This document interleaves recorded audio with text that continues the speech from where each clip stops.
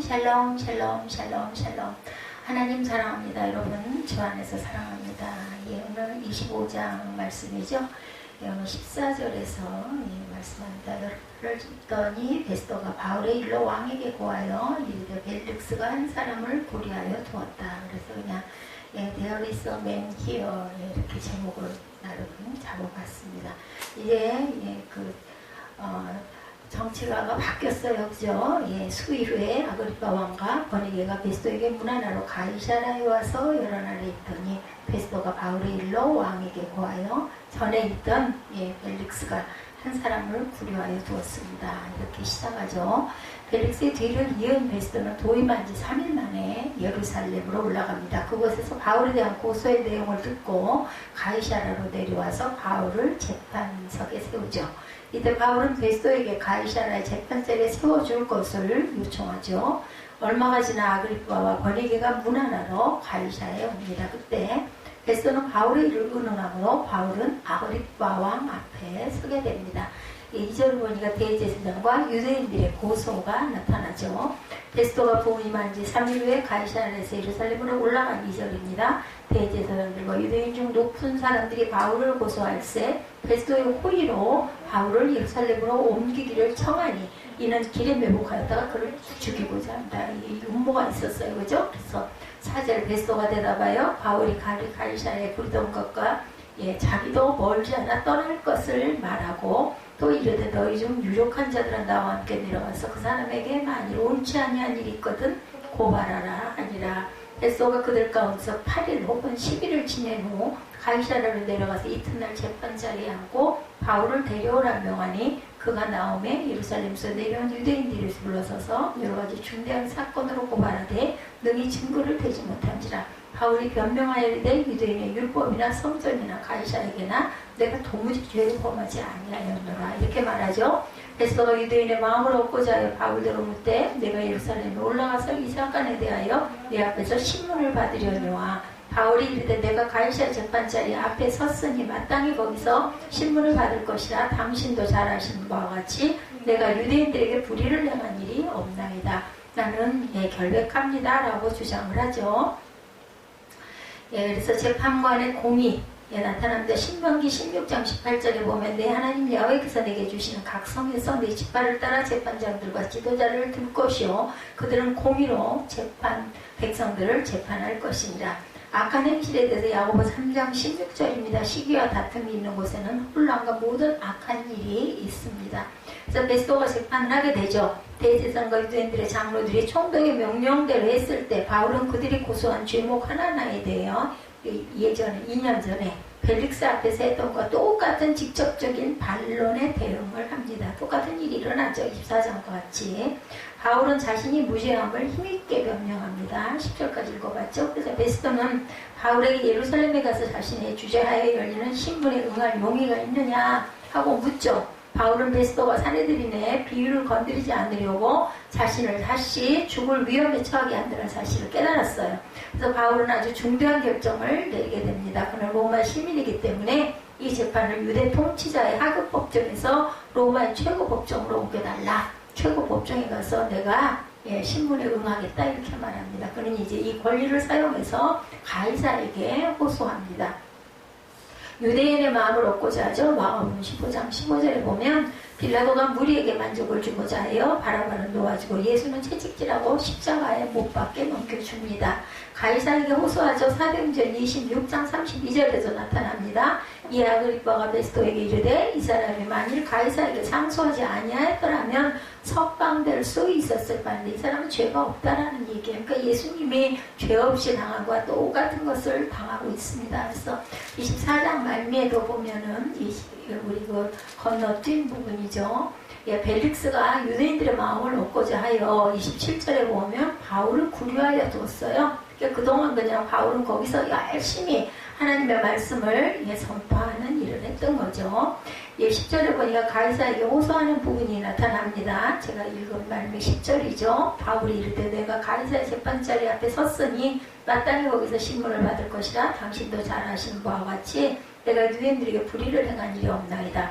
만일 내가 불의를 행하여 무슨 죄를 죽을 죄를 지었으면 죽기를 사용하지 않을 것이나 만일 이 사람들이 나를 고발하는 것이 다 사실이 아니면 아무도 나를 그들에게 내줄 수 없나이다. 내가 가이사께 상소하겠노라 한데 12절에 베스토가 배석자들과 상의하고 이르러 내가 가이사에게 상소하였으니 가이사에게 갈 것이라 하니라. 결국은 최고 법정까지 우리 지금 법정으로 보면은 완전 끝 마지막 상소까지 올라간 거죠. 예, 대법원 판결을 받기를 원해서 바울이 아그리빠 왕과 버니게 앞에 섭니다. 수일 후에 아그리빠 왕과 버니게가 베스토에게 문안하며 가이사라에 와서 여러 날을 읽더니 베스토가 바울의 일로 왕에게 고하여 이르되 펠릭스가 한 사람을 고하려 두었는데 내가 예루살렘에 있을 때 유대인들의 대제사장들과 장로들이 그를 고소하여 정죄하기를 청하기에 내가 대답하되 무릇 피고가 원고들 앞에서 고소 사건에 대하여 변명할 기회가 있기 전에 내주는 것은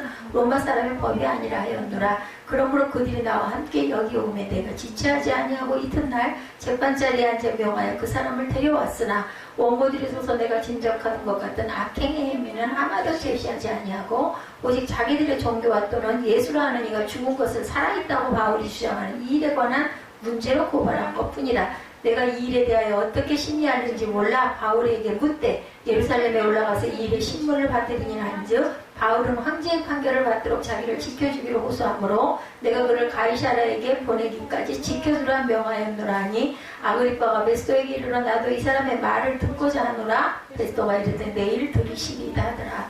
결국은 그래서 마지막 아그리빠 왕에게 올라가는 그런 내용의 모습이 나타나 있습니다. 25장 전체에. 황제는 직접 그 사건을 심리하거나 국가의 고위 관리에게 그의 법적 권리를 위임할 수가 있었죠. 그러므로 바울은 로마의 법정에서는 베스토에게 영향을 미치는 이 지역적인 압력이 없을 것이라고 판단을 했어요. 그래서 가이사에게 호소를 합니다. 이것은 이미 그가 여러 속주들을 다니며 로마법의 공명정대함을 경험했기 때문에 법을 알았어요. 이제는 여기에서보다 더 못한 대우를 받을 수 있다는 걱정을 할 이유가 없었다. 이거보다는 날 거다. 그리고 무엇보다 그가 가이사 앞에 선다면 제국 권력의 심장부에 살고 있는 사람들에게 복음을 전파할 기회를 얻게 될 것이기 때문이다. 그러니까 목숨을 내놓으니까 뭐 겁날 게 없는 거에 최후 법정까지 가겠다 이렇게 주장을 하죠. 베스토는 이제 이 문제를 가이사에게 가져갈 수 있었기 때문에 조금은 안심을 할 수가 있게 됩니다. 그래서 이제 자기 책임이 아니니까 바울은 이제 로마로 가야 하는 경우, 그러니까 끝까지 로마로 가죠. 23장 11절에 보면요. 그날 밤에 주께서 바울 곁에 서서 이르시되 담대하라. 내가 예루살렘에서 나의 일을 증언할 것 같이 로마에서도 증언하여 하리라. 그래서 이러한 경위를 거쳐서 결국은 바울이 하나님의 뜻을 알아가지고 로마까지 가게 되죠.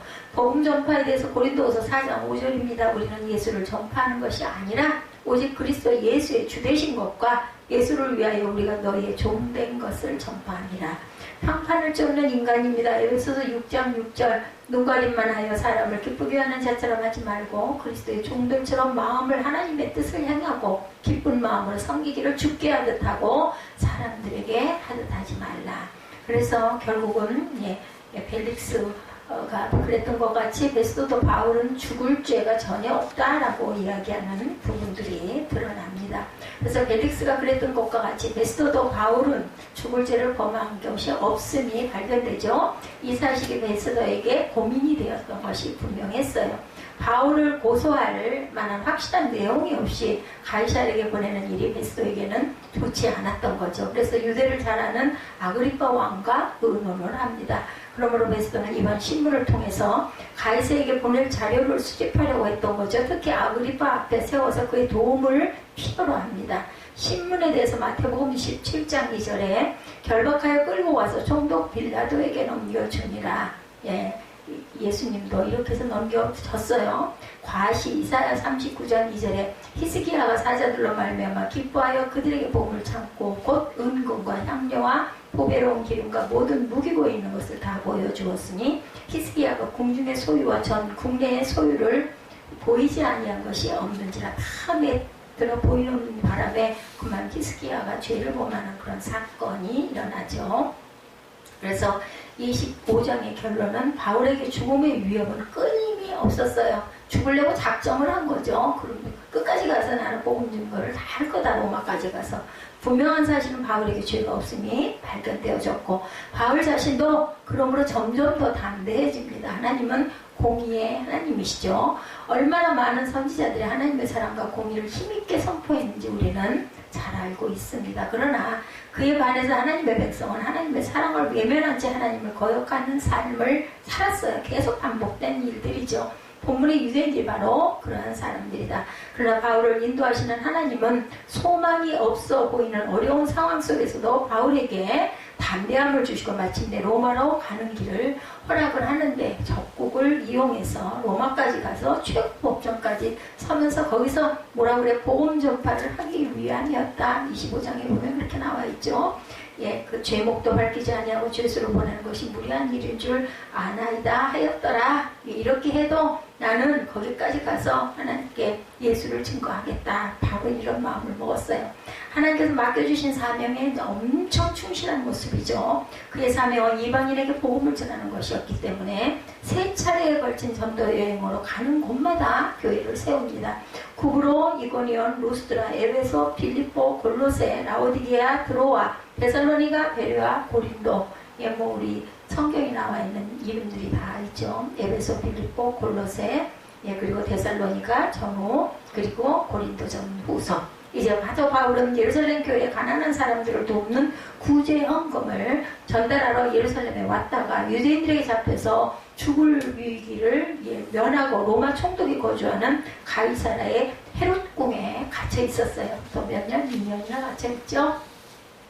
여러 차례 열린 재판과 피고로 참석을 합니다. 첫 번째 재판은 예루살렘에서 열렸죠. 유대의 재판부인 사내들인 공의 앞에서 재판을 받습니다. 두 번째 재판은 로마 총독 벨릭스 앞에서 재판이었고, 세 번째는 벨릭스가 해임되고 신임 총독 베스도가 부임하자마자 베스도 총독 앞에서 열린 재판이죠. 오늘 재판이. 그리고 세 번의 재판에서 바울에게 아무 죄가 발견되지 않았어요. 그러나 석방되지 않고 세 번째 재판에서 또 바울은 로마 황제에게 상소를 합니다.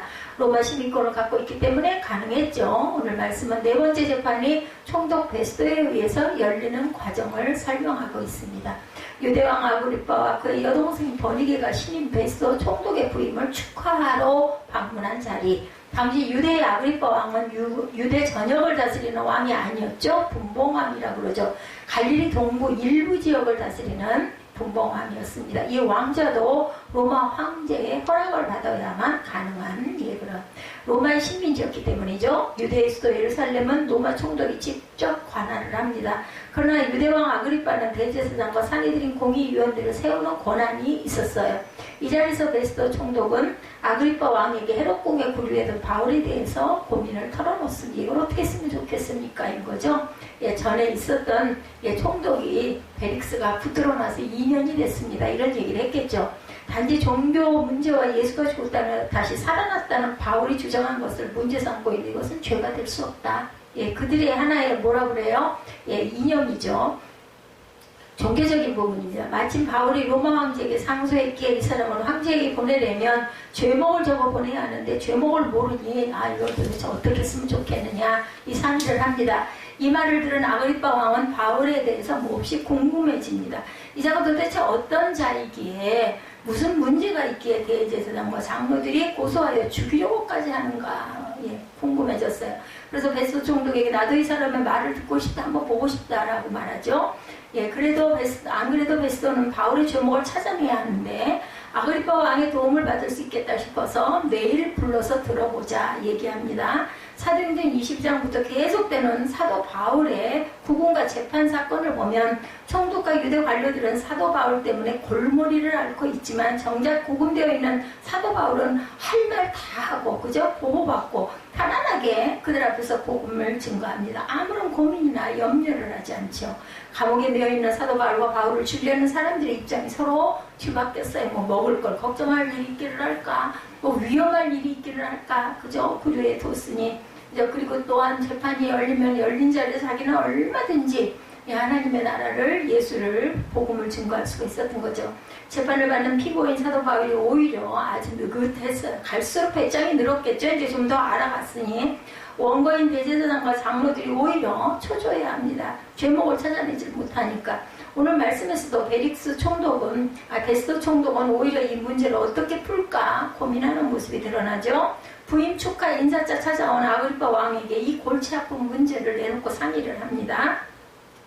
이튿날 재판이 열리는 광경을 보죠. 23절이죠. 이튿날 아그리파와 버니게가 크게 위험을 갖추고 와서 천부장들과 시중에 높은 사람들과 함께 접견 장소에 들어오고 베스도의 명으로 바울을 데려오라니, 아그리파는 왕복을 갖춰 입고 베니게도 왕복의 의복을 입습니다. 왕족의 의복을. 그뿐 아니라 천부장들과 가이사라 시내의 VIP들이 다 참석을 했어요. 총독뿐 아니라 유다의 왕과 두 유명 인사들까지 참석을 했으니 무슨 대단한 행사를 하는 것 같이 아주 화려했겠죠. 그런데 상대적으로 바울은 화려한 의상은커녕 죄수 신분으로 불려 나옵니다. 바울은 무슨 대단한 인물이라 된다 아주 대단한 괴수가 된 것 같죠. 바울을 제외한 사람들 모두 마음에 부담을 갖고 있어요. 근데 거꾸로 옷은 이렇게 초라했지만 총독은 사도 바울의 죄목을 찾아야 한다는 부담감이 있었습니다. 총독이 당황하는 모습이 본문 20절에 내가 이 일에 대하여 어떻게 심리하는지 몰라서 바울에게 묻되 예루살렘에 올라가서 이 일에 신문을 받으라고 한즉, 로마 총독은 로마 황제 다음에 고위 관리였죠. 이 정도 되는 위인이 재판을 어떻게 해야 할지 골치를 앓고 있어요. 죄 없는 사도 바울의 죄목을 찾으려 하니 당혹스러울 수밖에 없습니다. 아그리파 왕과 버니게도 총독을 도와줘야 한다는 부담을 갖고, 모두 다 부담. 천부장들과 로마 군인들 이들의 안전을 지켜야 하는 부담. 가이사라의 VIP들은 신임 총독에게 잘 보여서 좋은 말을 해야 되는 부담. 그러나 바울에게는 참으로 좋은 기회, 그죠? 날개를 달았어. 26장에 다음 장에 나오죠. 로마 총독과 유대왕 앞에서, 그리고 로마의 고위 장교인 천부장들과 그들의 부하 로마 군인들이 동원된 가운데 복음을 전할 좋은 기, 멍석을 깔아준 거야. 잔치상을 아주 열어줬어요. 비록 초라하고 죄수의 신분이거나 말거나, 나는 마지막으로 내가 당할 수 있는 건 죽음이니까, 그렇다 해서 십자가에 나는 안 당할 거고, 나는 죽을 각오를 하니 눈에 못할 게 없죠. 눈에 보이는 게 없어요. 이런 기회는 정말 찾아오기 쉽지 않았던 거죠. 우리가 전도축제 이런 거 많이들 하지만, 사람 데려오는 거 굉장히 저도 기억이 납니다. 누군가를 하나 데리고 가야 되는데, 그러기 위해서 태신자를 이렇게 품고 6개월씩 기도하고 또 교제하고 좋은 이웃이 돼가지고 그냥 열심히 섬기는 일을 열심히 해가지고 데려오는, 초청을 하는 그러한 일들을 많이 했었어요. 초청하지 않아도 스스로 알아서 모인 무리들, 오늘 이 잔치자리, 이들이 바울의 말을 듣고 싶어서 모인 것이죠. 하나님께서 주신 좋은 전도의 기회, 바울은 정말 돈 안 들이고 코 안 푸는 그런 상황입니다. 바울은 기쁜 마음으로 이 자리에 참석하죠. 사도행전 26장 2절에 보면요, 아그리파 왕이여 유대인이 고발하는 모든 일을 오늘 당신 앞에서 변명하게 된 것을 다행히 여기나이다. 이렇게 풀이되어 있습니다. 다행히 여긴다는 것은 원어로 마카리오스인데 행복, 해피, 다행이라는 거. 저도 그렇게 생각을 해서 이걸 읽으면서 다행이 아닌 행복합니다 이렇게 얘기했겠구나 생각을 했더니 해피라고 번역이 됐네요. 이 자리에 서게 된 것을 정말 나는 행복해합니다. 이 재판 자리에서 참으로 기쁜 마음으로 참석한 사람은 그래서 결국 바울 하나밖에 없다. 죄수만 기뻐요. 나머지는 다 부담스러워. 이 도대체 어떻게 이걸 판결을 해야 되냐. 다 어느 정도의 부담을 안고 참석했어요. 역설적이죠. 이 재판 자리에서 참으로 기쁜 마음으로 참석한 사람은 바울밖에 없다. 죄수로 매여있는 자가 오히려 더 자신만만하고 기뻐합니다. 몸으로는 매여있지만 마음은 전혀 매이지 않았다. 마음이 편한 게 제일이죠. 참 자유를 누리고 있습니다. 매인 자의 자유. 정말 역설적이죠. 세 번째, 사도 바울이 로마의 감옥에 갇혔을 때 에베소 교회에 보낸 편지에서 매인 자의 자유가 어떤 것인지 에베소서 6장 20절에 이 일을 위하여 내가 쇠사슬의 메인 사신이 된 것은 나로 이 일에 당연히 할 말을 담대히 하게 하려 하심이라. 이 일은 복음 전하는 일이죠. 다른 일이 아니라. 바울은 복음 전하다가 쇠사슬에 매였어요. 단순히 감옥에 갇힌 죄수가 아니라 쇠사슬의 메인 사신이었다. 사신은 요즘 말로 대사예요. 대사. 감옥에 갇힌 하나님의 대사였던 거죠. 갇힌 것을 불평하거나 원망하지 않습니다. 오히려 당당해. 나는 죄가 없어. 나는 내 이 상황들을 통해서 이런 재판이 열릴 때마다 하나님의 나라를 나는 증거하고 전파하는 게 내 목적이니까. 그죠? 예, 복음을 담대히 하려고 하여 내가 스스로 매여 있다. 메인 사도 바울에게 두 가지가 있어요. 첫째, 사명감. 그죠? 감옥에 갇힌 하나님의 대사라는 사명감이 있어요. 사명이 있으면 고난 중이라도 고난에 매이지 않습니다. 도리어 고난을 헤쳐나갈 용기와 힘이 솟죠. 우리 부모님들이 그렇죠. 자식이 중병에 걸리거나 위기에 빠질 때 자식을 살려야겠다는 마음에 세상에 무서운 것이 없습니다. 아주 용기가 납니다. 매여 있으나 사명이 있는 사람은 결코 두려워하지 않는다는 거죠. 도리어 힘과 용기가 더 솟아나죠. 둘째, 매인 중에도 할 일을 찾았어요. 바울은 복음 전하는 일. 바울은 감옥에서도 할 일을 찾습니다. 복음 전하는. 그래서 그런 말 있죠. 때를 얻거나 못 얻거나 우리는 하나님의 나라를 전파해야 된다. 감옥에 갇히면 얼마나 답답하겠어요. 그죠? 여행은커녕 밖에 나가지도 못합니다. 그러나 바울은 감옥에서도 간수에게 복음을 전합니다. 이 감옥에서 만난 사람이 바로 빌레몬의 종 오네시모였죠.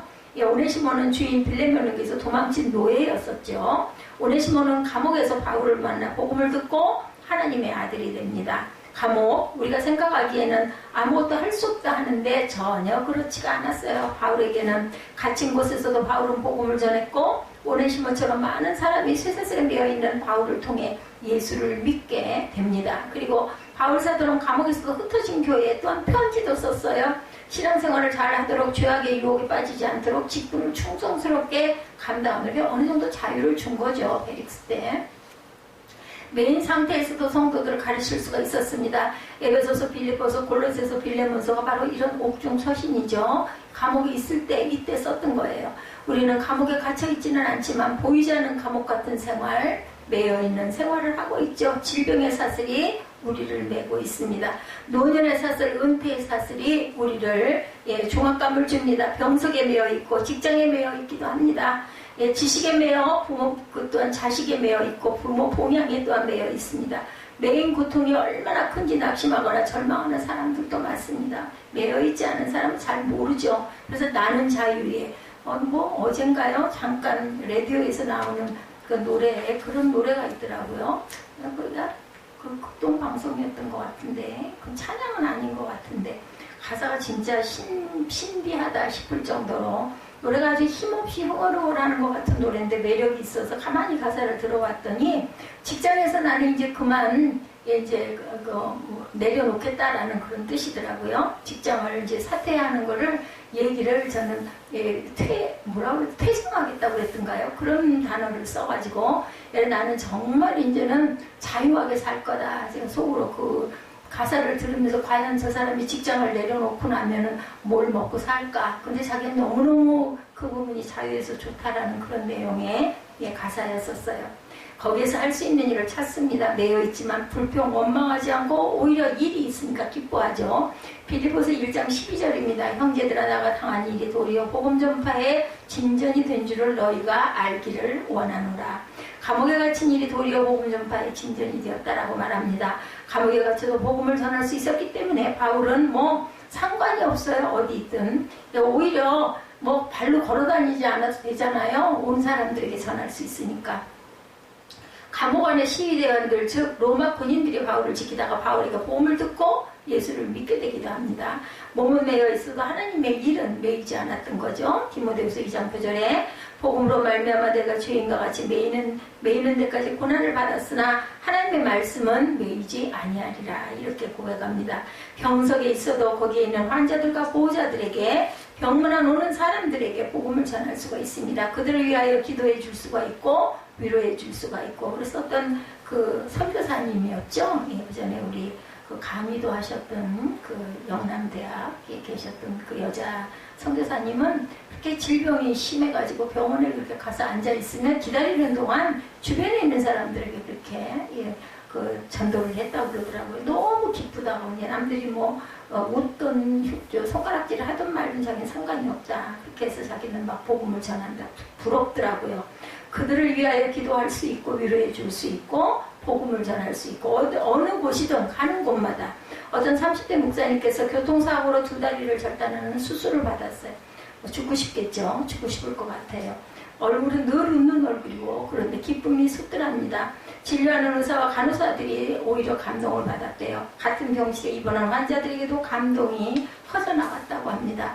병실에 기쁨이 넘치고 바로 고통 중에서 그 고통에 매이지 않는 것, 이것이 바로 비결이겠죠. 쉽지가 않습니다. 말은 이렇게 하지만 거기에서도 자연스럽게 할 일을 찾았어요. 또 전하고 증거하고 자신의 모습을 보면서 사람들이 정말 은혜를 받는다는 거죠. 가족에게 매여 있어도 하나님의 사랑으로 섬김을 통해 하나님의 뜻이 우리를 통해 이루어지죠. 직장에 매여 있어도 동료들에게 복음을 전할 수가 있어야 되고, 은퇴를 하여도 하나님 일을 할 수가 있죠. 사명에는 은퇴가 없습니다. 하나님께서 우리를 천국에 부르실 때까지 우리는 사명자의 길을 기쁨으로 감당하고 갈 수 있다. 못에 의해서, 성령의 능력에 의해서 우리는 그 마음으로 순종하면서 갈 수 있죠. 몸이 약해서 교회에서 봉사할 수 없어도 병중에 있는 환우를 문병하여서 위로하여 주고, 또한 집에서 그들을 위해 기도해 줄 수 있죠. 매여 있는 중에도 할 수 있는 일은 얼마든지 있다는 거죠. 미국 듀크 대학교 신학대학원 기독교 윤리학 교수인 스탠리 하워즈가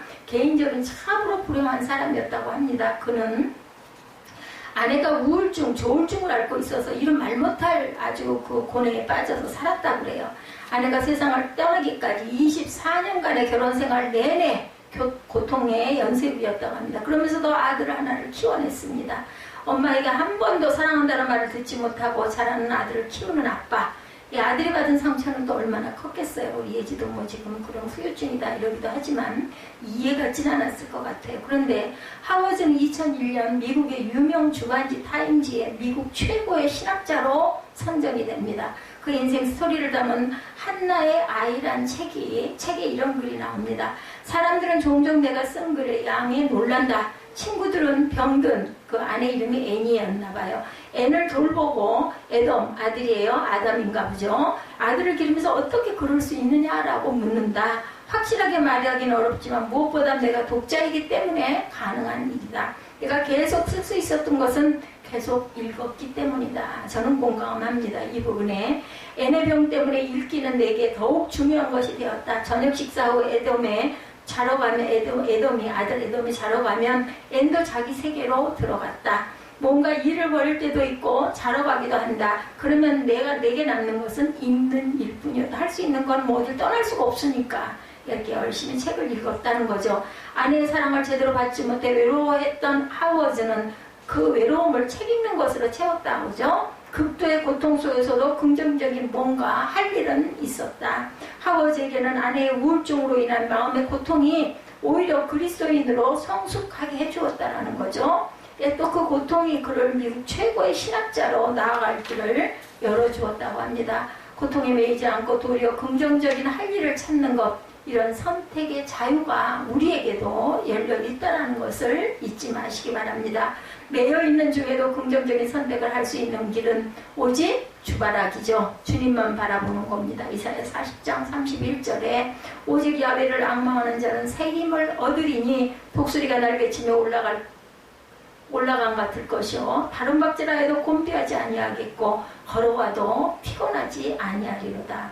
곤비하고 피곤한 인생이지만 하나님을 바라보면 새 힘을 얻습니다. 긍정적인 것을 선택할 수 있고 곤비하지 않고 피곤하지 않는 힘찬 삶을 누릴 수가 있다는 거죠. 저도 오늘 오후에 벼랑가리 힘이 쭉 빠지고 굉장히 상태가 안 좋았어요. 그러면서 제가 마음으로 생각한 게 예배드리고 나면 힘이 나겠지? 이런 마음을 가졌어요. 우리 잘 아는 495장이죠. 내 영혼이 은총이고, 저희 어머니가 돌아가실 때 뇌사 상태에 있으면서도 가끔 정신 날 때마다 불렀던 찬양 제가 잊을 수 없죠. 내 영혼이 은총이고 중환제진 벗고 보니 슬픔 많은 이 세상도 천국으로 가도다. 우리의 죄의 짐을 받고 나면 슬프고 아주 괴로운 세상도 천국으로 가합니다. 할렐루야 찬양하세. 내 모든 죄 사함받고 주 예수와 동행하니 그 어디나 하늘나라. 주의 얼굴 뵙기 전에 멀리 보이는 하늘나라. 내 맘속에 이루어지니 날로 가깝도다. 높은 산이 거친 들이 초막이나 궁궐이나 내 주 예수 모신 곳이 그 어디나 하늘나라. 우리 찬양 결단하시고 잠깐 기도하시고 축도로 예배들을 마치도록 합니다.